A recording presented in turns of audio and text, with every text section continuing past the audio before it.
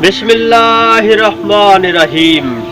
السلام علیکم ناظرین، میرا نام ہے زوار حسین اور آپ دیکھ رہے ہیں زوار حسین یوٹیوب چینل۔ آج ایک بار پھر میں ایک اور بہترین ویڈیو کے ساتھ حاضر ہوں۔ آج میں نہج البلاغہ سے خطبہ نمبر 229 پیش کرنے جا رہا ہوں۔ یہ بہت ہی چھوٹا سا خطبہ ہے، تو امید ہے آپ اس کو مکمل دیکھیں گے۔ تو آئیں دوستو، ویڈیو شروع کرتے ہیں۔ نہج البلاغہ خطبہ رقم 229۔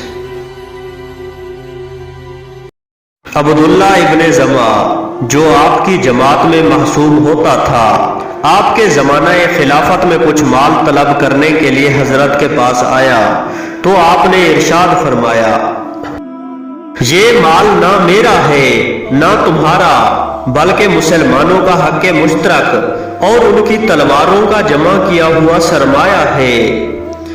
اگر تم ان کے ساتھ جنگ میں شریک ہوئے ہوتے تو تمہارا حصہ بھی ان کے برابر ہوتا، ورنہ ان کے ہاتھوں کی کمائی دوسروں کے منہ کا نوالا بننے کے لیے نہیں ہے۔